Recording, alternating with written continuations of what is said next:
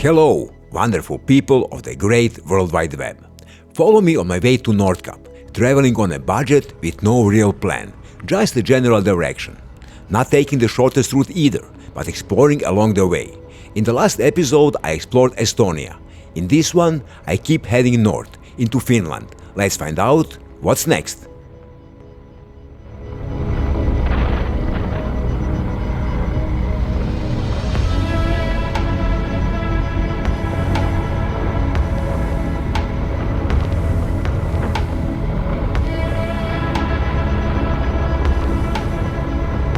Right after leaving the ferry, I left Helsinki behind and headed straight into the Finnish wilderness, eager to ride some TET routes, only to realize I had forgotten one important logistical detail: a Finnish SIM card.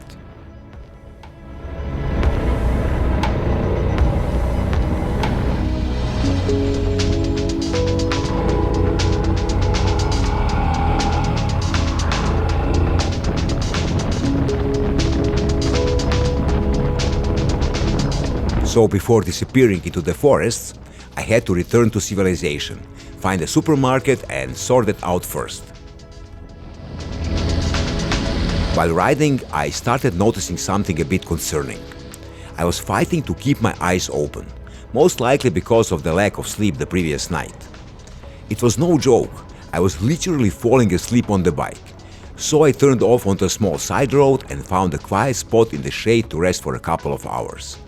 And that really helped.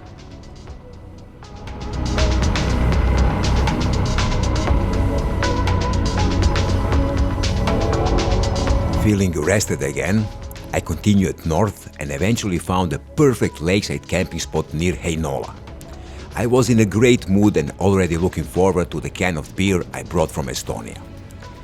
But when I opened the dry bag to grab it, I discovered a disaster of unimaginable proportions. Sometime during the ride, the can had been punctured and emptied itself inside the bag. But there was also a silver lining in the whole situation. I can now confirm that my dry bag is completely waterproof from the inside as well, 100% leak-free.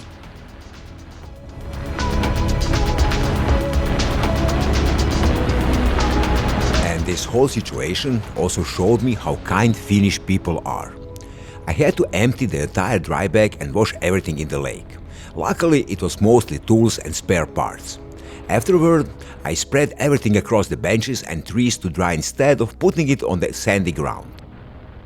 Early in the morning, locals started arriving for a swim. And honestly, I felt a bit embarrassed and stressed out because I had practically occupied the whole place with my gear. So I explained what had happened. But not a single person complained. Everyone just smiled, waved it off, and reached out with kindness and understanding. One Finnish guy only laughed and said, "Damn, too bad about the beer."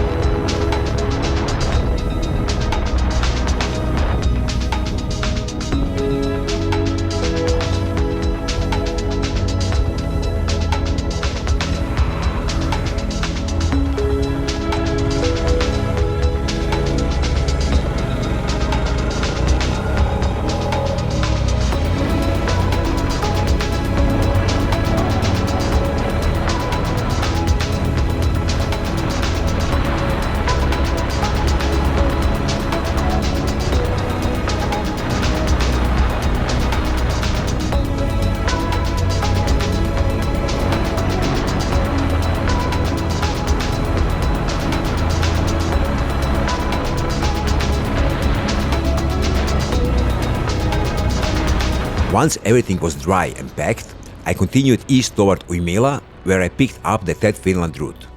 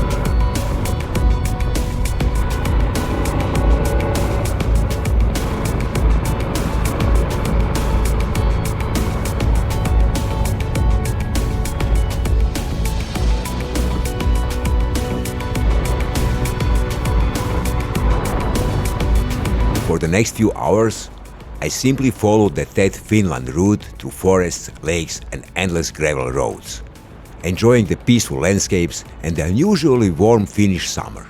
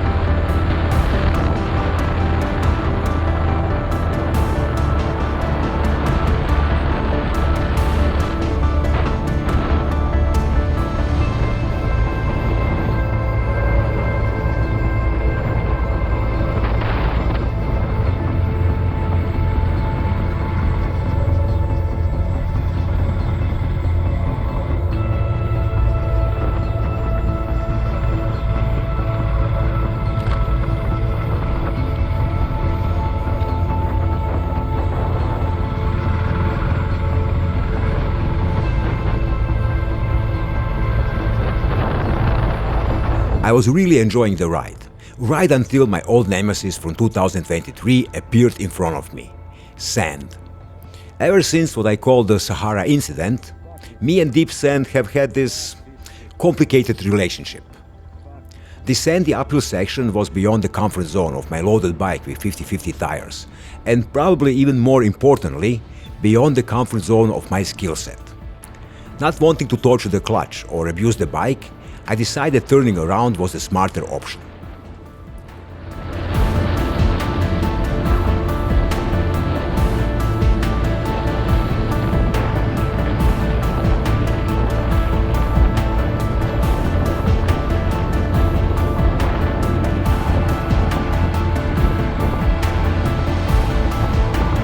Wanting to make more progress north, I decided to visit the birthplace of Rally Finland, the town where it all began back in 1951, Jyväskylä.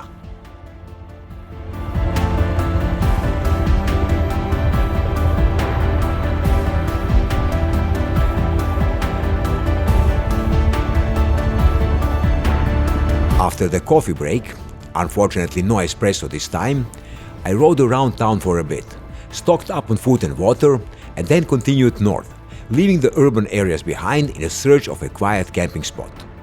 It had already become late afternoon, and my intention was to get into the sleeping bag early and finally have a good night's sleep.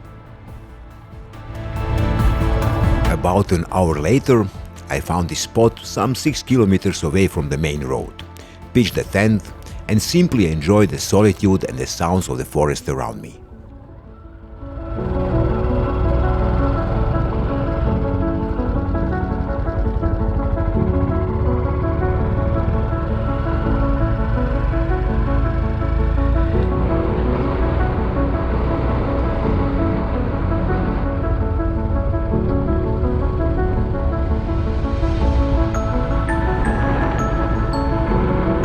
next morning, after a good night's sleep and with no rush at all, I checked the map and saw I was near a larger lake, so I decided to check it out. I rode over and found a small beach, perfect for a refreshing dip in the water.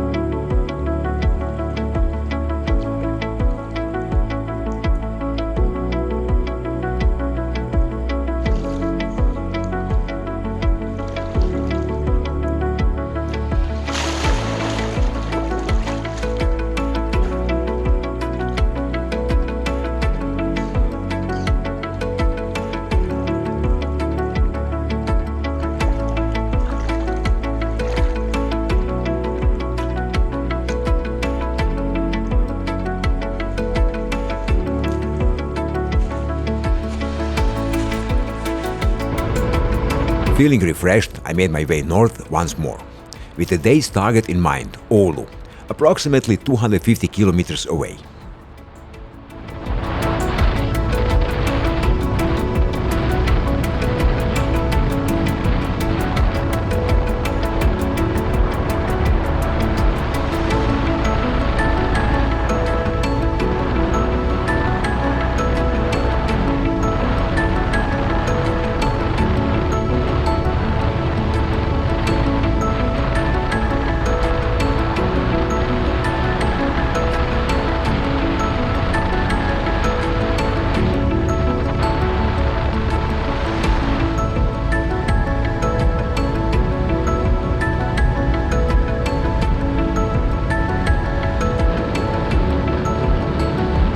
Surprisingly, the farther north I went, the warmer it got, but no complaints.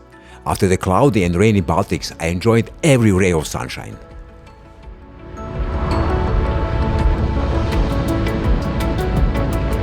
I kept riding north and this place caught my attention, a private roadside bell museum. The original owner, now deceased, didn't want a set of German bells to be melted down, so he had them transported to his hometown, Pyhäjärvi. And that's how the whole collection began. Today, the place is run by the next generation, his son and his son's wife, who continue the tradition and still passionately collect bells. A really interesting stop for a break and a coffee, though sadly, no espresso.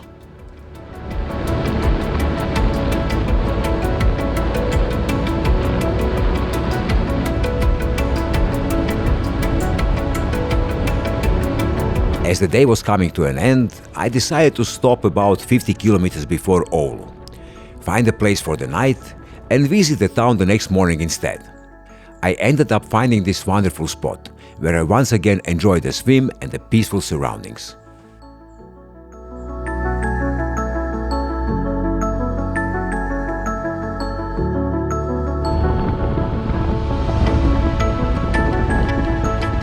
The next day, I finally arrived in Oulu, and of course I had to visit Toripolliisi, the Bobby of the market, a sculpture unveiled in 1987 in honor of the policeman who once patrolled the market area.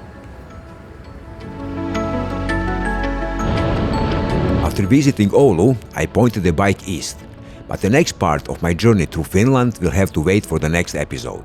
Thank you for watching, and I'll see you in the next one. Ride safe and keep exploring!